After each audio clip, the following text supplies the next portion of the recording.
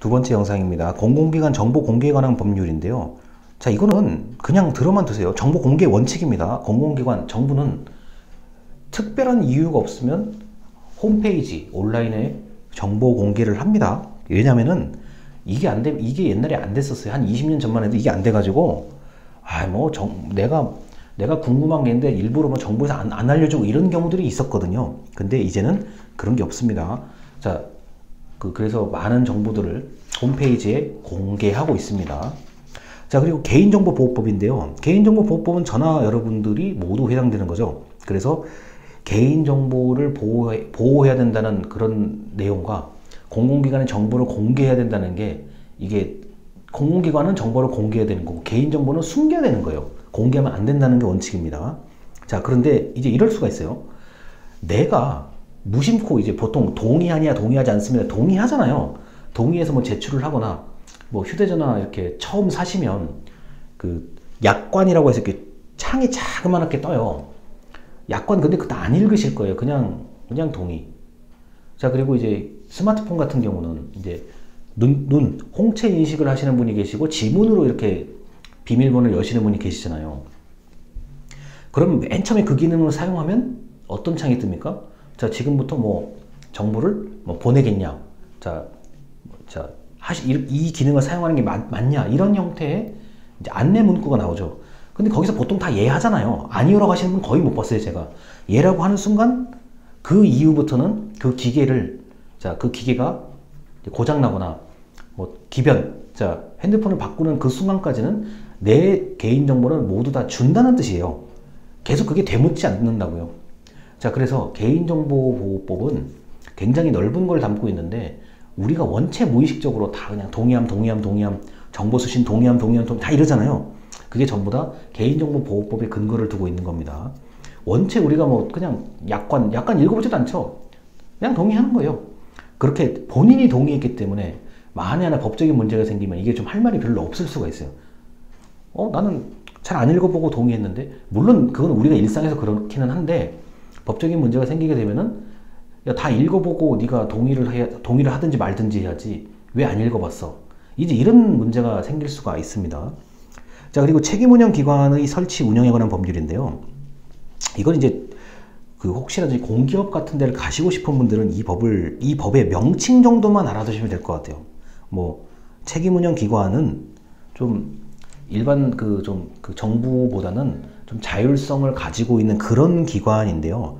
이 내용을 아시라는 게 아니라 뭐 책임운영 기관이라는 곳에 이런 흔히 말하는 이런 공공기관에 내가 지원을 해요. 근데 지원자가 많아요. 이런 데는요. 지원자가 많기 때문에 그 지식을 묻는 질문을 할 수가 있어요. 우리 기관이 뭔지를 알고 지원을 했느냐.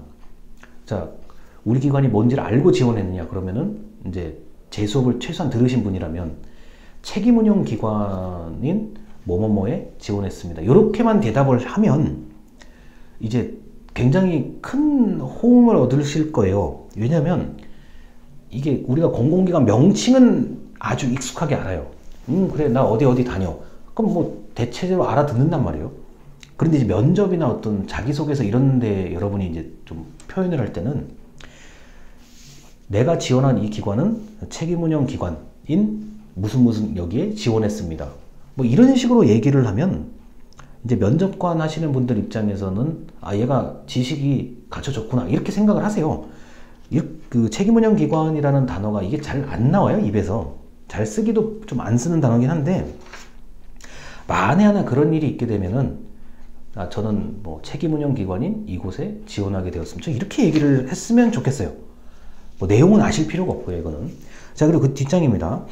자, 공공기관의 운영에 관한 법률인데 이거는 어느 순간이 되면은, 제가 이거 재작년부터 강조하는 건데 어느 순간이 되면은 분명히 이 지식적인 측면을 물을 것 같아요. 왜냐, 지원자는 이렇게 많고 뭐 어차피 떨어뜨릴 사람을 떨어뜨려야 되는 그런 면접이잖아요.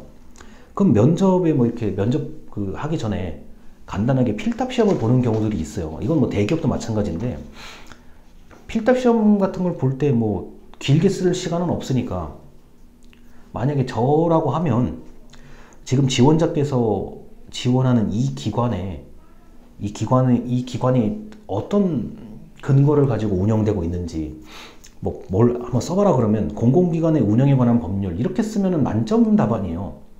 그러니까 이건 단답형으로 이제 물어봤을 때 방금 말씀드린 책임운영기관, 그 다음에 공공기관의 운영에 관한 법률, 지금 제가 지원하는 이곳은 공공기관의 운영에 관한 법률에 따라서 운영되고 있습니다. 뭐 그렇게 말을 한다던가, 아니면은 단답형으로 만약에 지금 우리 기관이 어떤 법에 근거를 두고 있는지 아시는 분이 계십니까? 그럼 이제 여러분이 말을 할 수 있죠. 배웠으니까. 공공기관의 운영에 관한 법률입니다. 그럼 끝이에요. 이거는 어느 순간이 되면, 특히 이제 대한민국이 지금 굉장히 대한민국 정부에서 그 공무원 채용이나 공공기관 직원을 많이 늘리려고 하는 추세거든요. 이게 이제 내후년 되면 어떻게 될지 모르겠는데 현재까지는 그러니까요. 그리고 지원하시는 분들이 많잖아요. 그럴 때 그 평가를 하는 입장에서는 이런 거를 물어볼 확률이 제가 볼 때는 있어요. 충분히 그럴 수가 있습니다. 자, 그리고 지방공기업법이 이것도 마찬가지야. 나는 우리 동네, 내 지역에서 나는 근무를 하고 싶다. 그런데 보니까 지방공기업인 무슨 시설관리공단, 무슨 공사, 뭐 이런 이제 지방공기업이 있단 말이에요. 그러면은 마찬가지로 지방공기업법에 따라서 운영되고 있다. 자, 지방공기업법에 따른 우리 이런 기관에 지원을 했습니다. 이게 답이 명확하잖아요. 자, 우리 공공기관은, 우리 조직은 무슨 법에 근거를 두고 있는지 혹시 아십니까? 지방공기업법입니다. 끝이에요. 그러면. 그래서 이런 법률들을 내용을 알라는 게 아니라 명칭만 알면 된다는 거를 말씀드리고, 그럼 이럴 수가 있죠. 내가 지금 지원하는 기관이 도대체 어느 법률에 있는 건지 모르겠습니다. 홈페이지 들어가서 그 회사 소개, 조직 소개를 보면은 조직 소개 맨 위에 줄이나 맨 앞줄에 이 법률 명칭이 나와요. 자, 예를 들어서 내가 어떤 홈페이지 딱 들어갔는데 조직 역사 이런 거 소개 보면은 뭐 책임운영 기관의 설치 운영에 관한 법률에 따라서 이런 단어가, 이런 문장이 나오고, 또 어떤 홈페이지 들어가면은 공공기관 운영에 관한 법률 이런 단어가 나오고, 또 어떤 홈페이지 들어가니까 지방공기업법에 따라 설립된 이런 식으로 나와요. 그러니까 그걸 보시면 됩니다.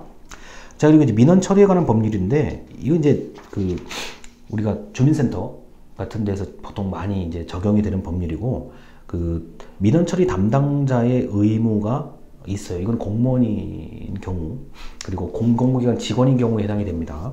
그리고 민원인의 권리와 의무가 있는데, 여러분들이 뭐 이렇게 좀 설명을 좀 요구한다든가 이럴 경우가 있어요. 뭐 주민센터라든가 시청이나 구청 같은 데 가서 내가 잘 몰라서 그러는데 좀 이거 어떻게 해야 됩니까? 이렇게 물어보면 대체적으로 친절하게 가르쳐 줍니다. 아니, 저라고 모든 걸 다 아는 거 아니잖아요. 저도 최근에 서류를 한 15개 정도의 서류를 발급을 받을 일이 생겼었는데, 그러면은 이제 이거 이렇게 하는 게 이게 가능한가요? 저도 물어봐요. 그럼 가능합니다. 그럼 그렇게 발급을 해준단 말이에요. 이게 바로 민원인의 권리와 의무입니다. 자, 민원 처리 원칙은 웬만하면 빨리, 즉시, 기간 내에 빨리 해줘야 된다는 거. 그 다음 정보보호. 마찬가지죠. 이런 신청서를 작성을 해요. 그럼 맨 아래 보면은 정보보호에 관련된 뭐 개인정보 동의하냐 마냐 그거 이렇게 표시하게 되어 있습니다.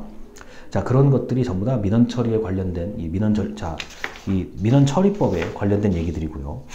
자, 그 다음에 뭐 혹시나 해서 이제 얘기 드리는 건데, 정부 업무평가 기본법이라고 해서, 이거는 이제 여러분이 공공기관 직원이 되거나 공무원이 되셨을 경우에 이 법에 따라서 내가 평가를 받고 급여, 성과급을 뭐 더 받을 수 있겠구나 없겠구나, 거기에 관련된 얘기입니다. 그래서 뭐 내용을 자세하게 설명드릴 건 없고, 뭐 평가의 종류, 그 다음에 결국은 나의 이제 업무, 내가 일을 잘했냐 못했냐에 대한 그런 것을 확인하기 위한 법률이라고 할 수 있습니다.